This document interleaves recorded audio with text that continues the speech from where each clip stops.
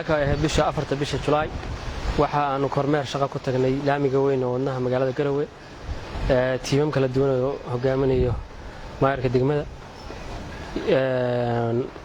sida la socotaan laamiga waxa maalmahan laga waday shaqo oo in dib loo dayactiro dib laamiga uu socday maantay waxa la soo gaaray qaybtii in la dhigo laamigii asfaltiga ahaa oo daamirka iyo niisku isku qasnaayeen si fiican loo goglayay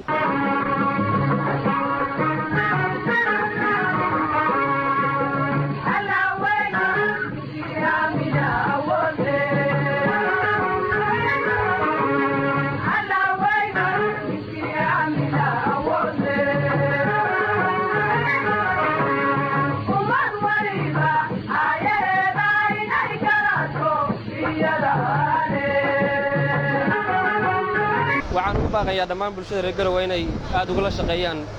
tiimka ka shaqeynaya laamiga dhigaya waxa weeyaan waa muhiimad iyo qurux soo kordhisay magaalada gudaheega marka waxaan sheegaynaa dadka in laamigani aad looga fakaray qaabka loo dayactirayo iyo qaabka loo dhigayaba waxaan kaloo aad looga fakaray laamigan qaabka uu mataqaana biyaha u kaxaynayo